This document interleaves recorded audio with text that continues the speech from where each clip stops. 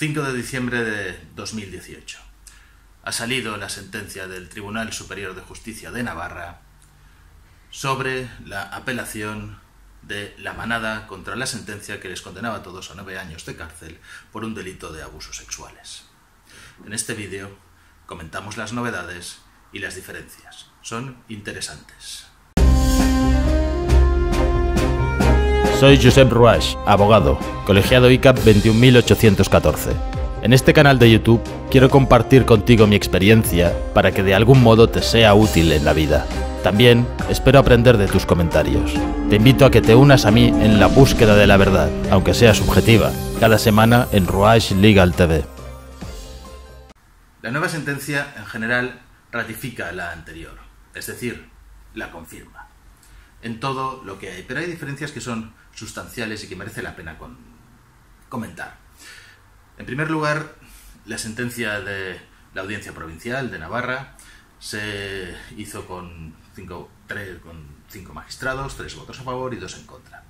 Lo curioso de esa sentencia es que los 2 votos en contra de la condena abogaban por la absolución de los acusados. En esta sentencia hay también 5 magistrados, y de los cuales 3 confirman, y es la sentencia mayoritaria que es la que vale, y 2 emiten un mismo voto particular, el único, que son de 2 magistrados, 5-3. Pero este voto particular no es para la absolución, es para la condena por agresión sexual, y aboga por una condena de 14 años, que es lo que la calle está pidiendo. Aquí no se ha acabado. Todavía queda el recurso de casación.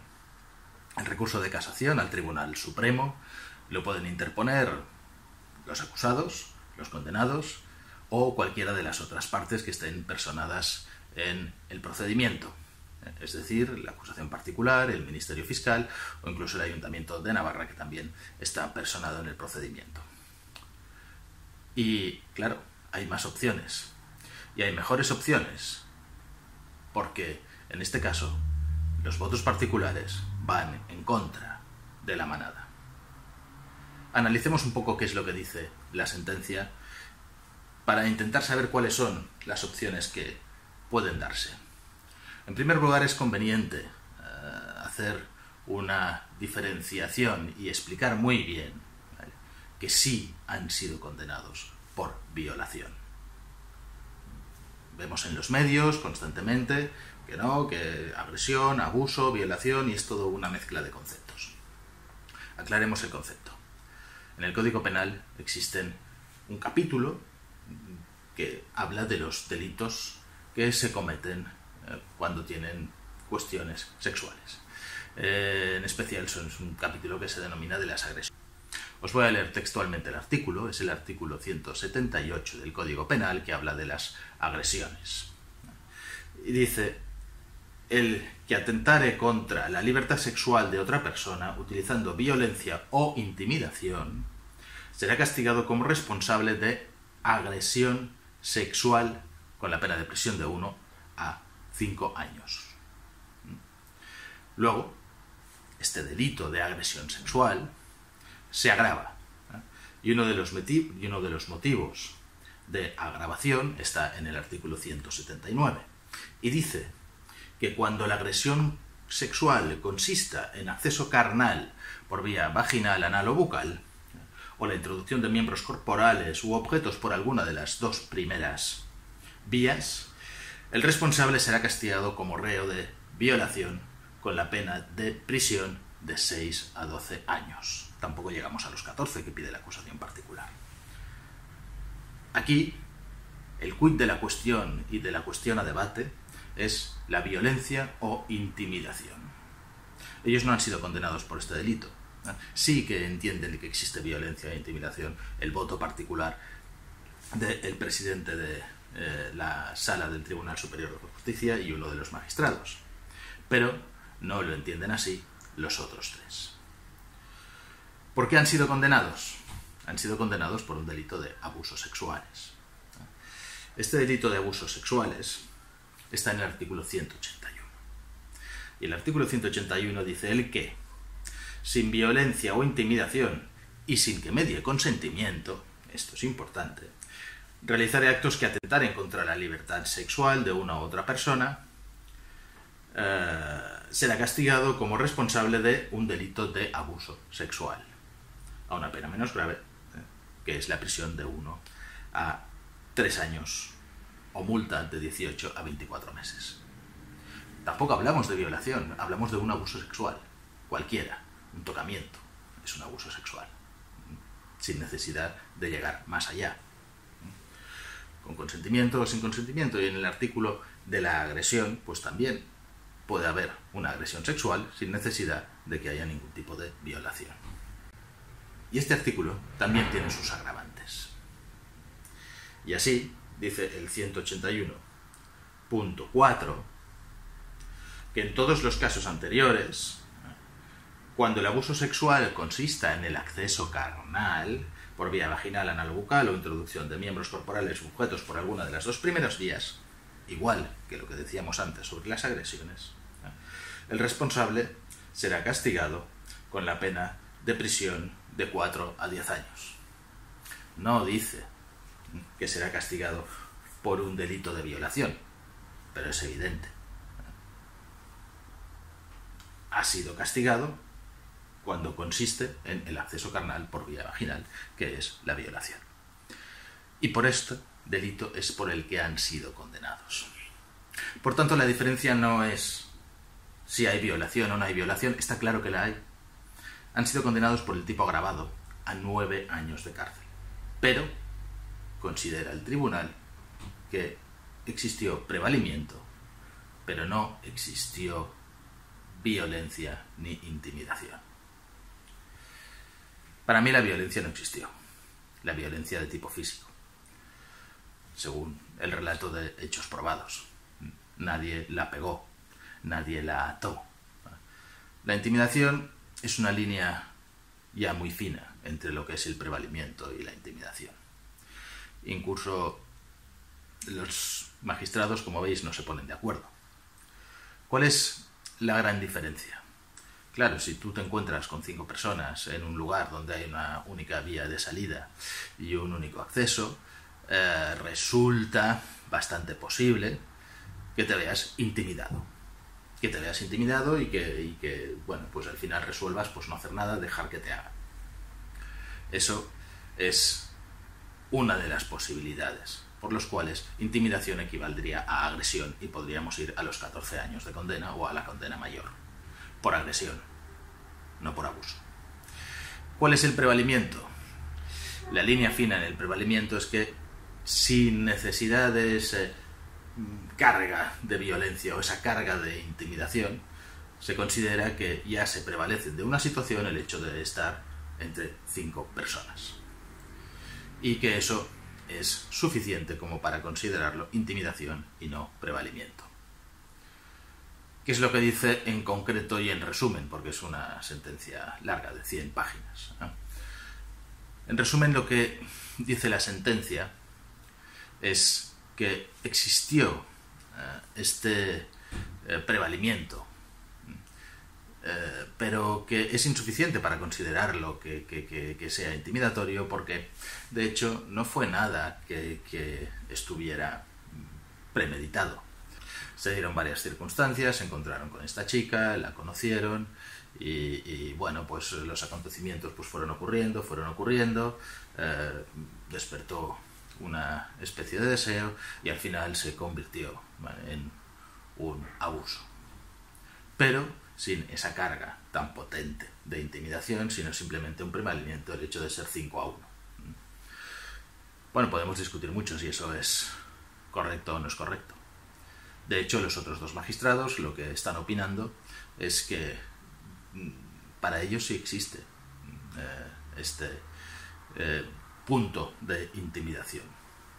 Para ellos existe porque no es simplemente un acontecimiento que va ocurriendo y pues mira, de repente nos hemos encontrado en estas circunstancias y mira, pues lo que hemos hecho pues ha sido esto, dice, y bueno, no estaba consentido, sino que más o menos ellos sin necesidad de una premeditación, sino que durante el momento en que la conocieron, durante los ratos en los que estuvieron charlando, durante los paseos que estuvieron haciendo hasta llegar al dichoso portal donde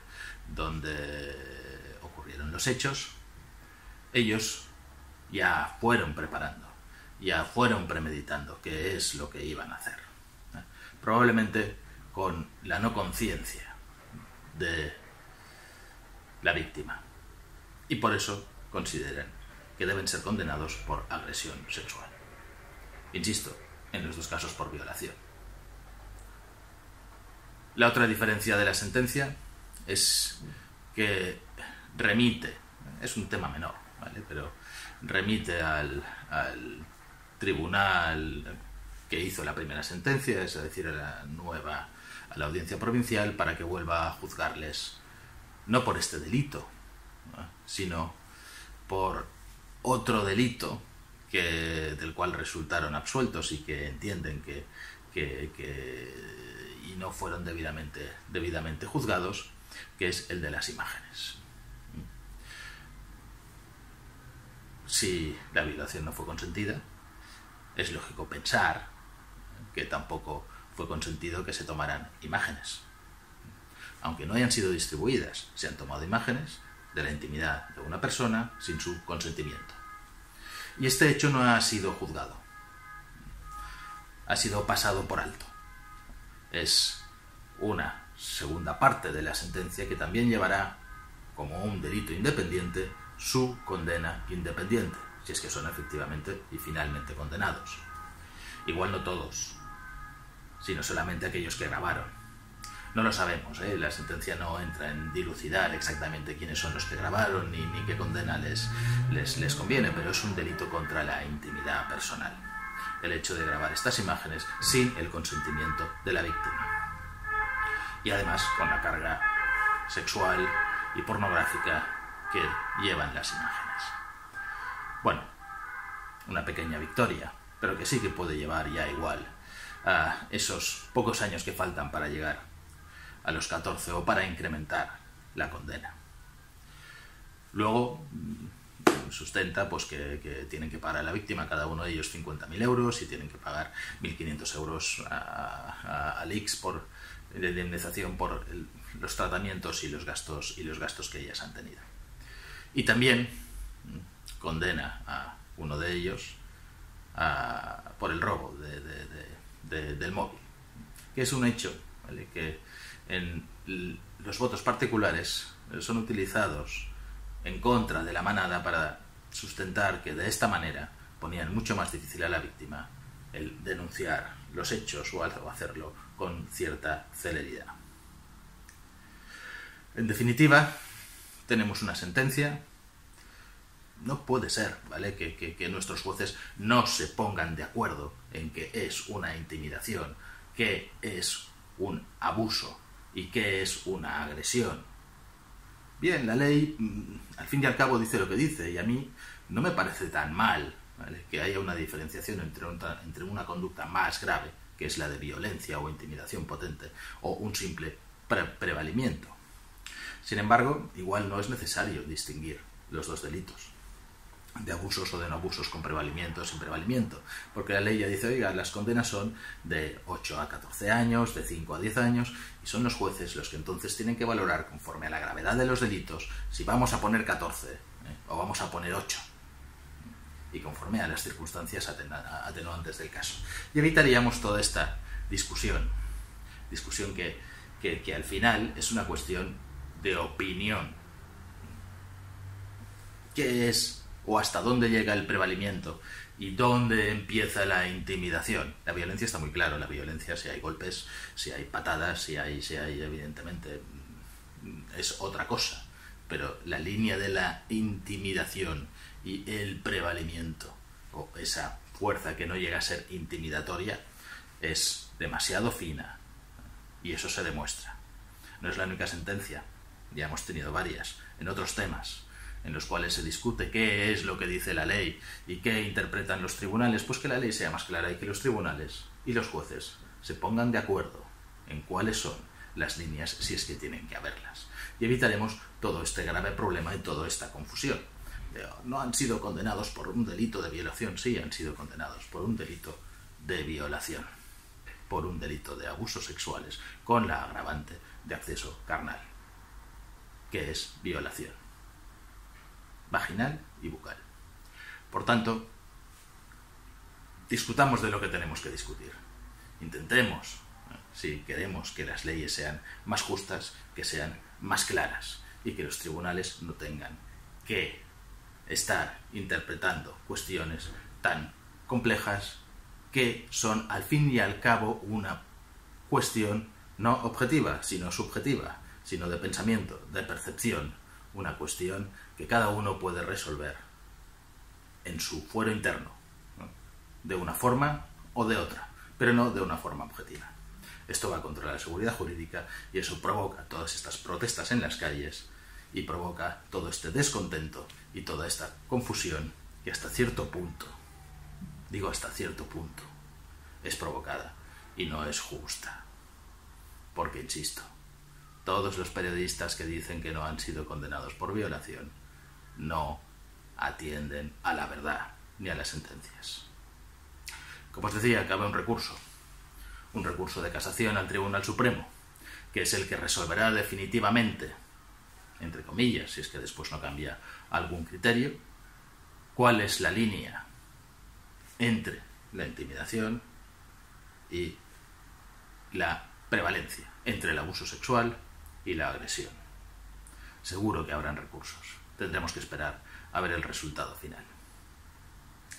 Si te ha gustado el vídeo, dale al like, dale a la campanilla y pon tus comentarios, tanto si estás de acuerdo con lo que digo como si no lo estás. Seguro que pueden enriquecer a todos los que lean y evitar que no se cuenten cosas que no son.